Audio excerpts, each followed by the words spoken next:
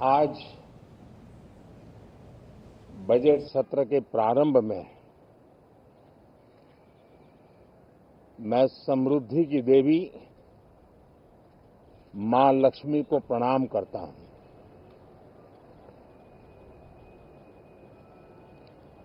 और ऐसे अवसर पर सदियों से हमारे यहां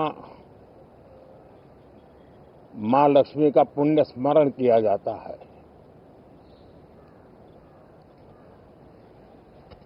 सिद्धि बुद्धि प्रदे देवी, सिद्धि बुद्धि प्रदे देवी, भुक्ति मुक्ति प्रदायिनी, भुक्ति मुक्ति प्रदायिनी, मंत्र मूर्ते सदा देवी, मंत्र मूर्ते सदा देवी, महालक्ष्मी नमोस्तुते, महालक्ष्मी नमोस्तुते। मां लक्ष्मी हमें सिद्धि और विवेक देती है, समृद्धि और कल्याण भी देती है।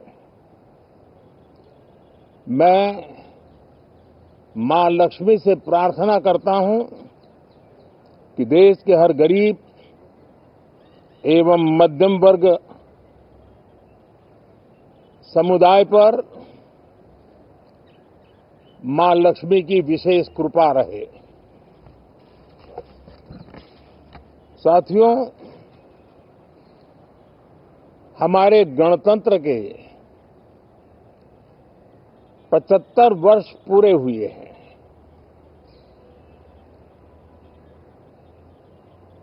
और ये हर देशवासी के लिए सर्वाधिक गौरवपूर्ण है और विश्व के लोकतांत्रिक जगत के लिए भी भारत का ये सामर्थ्य अपनी एक विशेष स्थान बनाता है। साथियों, ये देश की जनता ने मुझे तीसरी बार ये दायित्व दिया है और इस तीसरे कार्यकाल का ये पहला पूर्ण बजट है।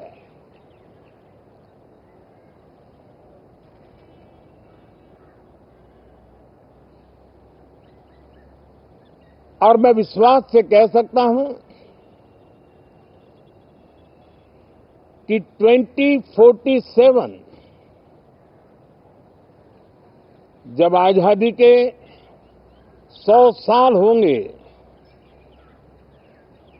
विकसित भारत का जो संकल्प देश ने लिया है, ये बजट सत्र, ये बजट एक नया विश्वास पैदा करेगा, नई ऊर्जा देगा कि देश जब आजादी के 100 साल मनाएगा तब विकसित होकर रहेगा। 140 करोड़ देशवासी अपने सामूहिक प्रयास से इस संकल्प को परिपूर्ण करेंगे। तीसरे टर्म में हम मिशन मोड में देश को सर्वांगीण विकास की दिशा में, चाहे वो भौगोलिक रूप से हो, सामाजिक रूप से हो या आर्थिक भिन्न भिन्न स्तर के संदर्भ में हो, हम सर्वांगीण विकास के संकल्प को लेकर के मिशन मोड में आगे बढ़ते जा रहे हैं। इनोवेशन, इंक्लूजन और इन्वेस्टमेंट, ये लगातार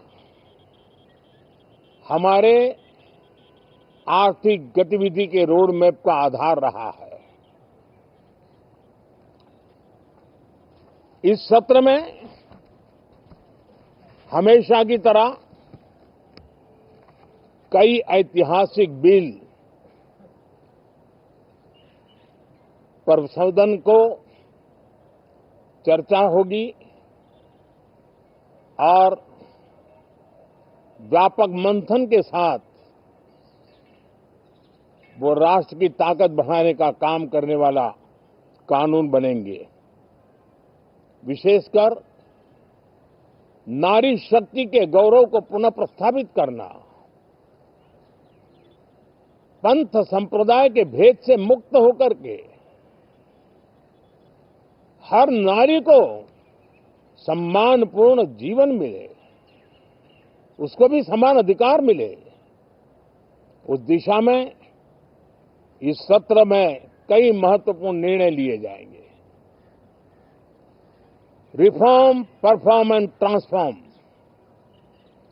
जब विकास की तेज गति को प्राप्त करना होता है तो सबसे ज्यादा बल रिफॉर्म पर रहता है। राज्य और केंद्र सरकार ने मिलकर के परफॉर्म करना होता है और जन भागीदारी से हम ट्रांसफॉर्मेशन देख सकते हैं। हमारा युवा देश है, युवा शक्ति है और आज जो 20-25 साल की आयु के नौजवान है, जब वो 45-50 साल के होंगे तब वो विकसित भारत का सबसे बड़े बेनिफिशियरी होने वाले हैं। उम्र के उस पड़ाव पे होंगे, नीति निर्धारण की व्यवस्थाओं में उस जगह पे बैठे होंगे कि वे गर्व के साथ आजादी के बाद जो 17वीं शताब्दी शुरू होगी, एक विकसित भारत के साथ आगे बढ़ेंगे। और इसलिए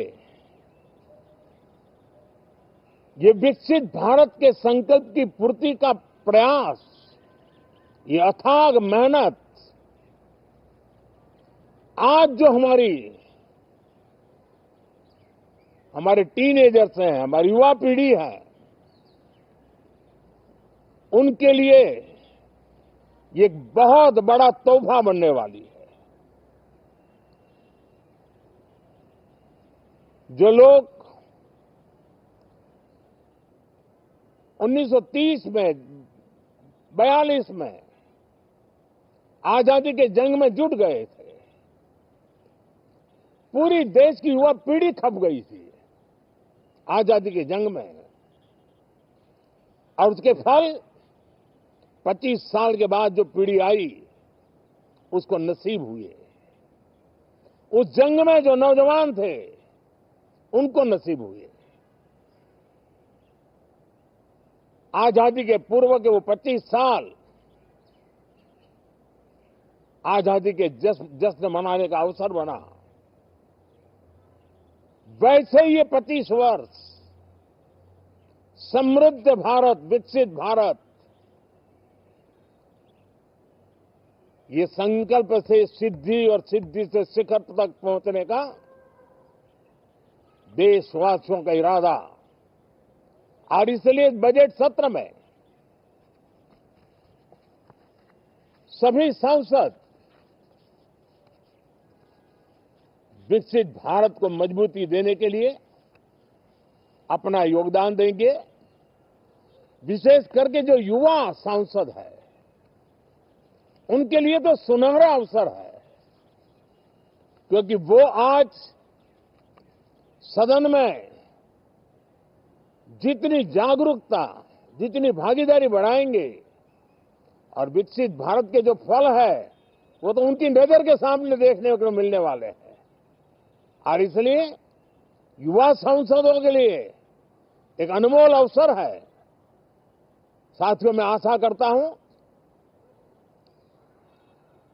कि हम देश की आशा आकांक्षाओं के इस बजट सत्र में खरे उतरेंगे। साथियों, आज एक बात आपने जरूर नोट की होगी, मीडिया के लोगों ने तो जरूर करनी चाहिए।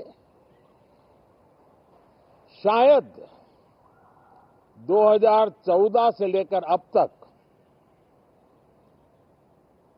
शायद ये पहला पार्लियामेंट का सत्र है कि जिसके एक दो दिन पहले कोई विदेशी चिंगारी नहीं प्रगटी है, विदेश में से आग लगाने की कोशिश रही हुई है।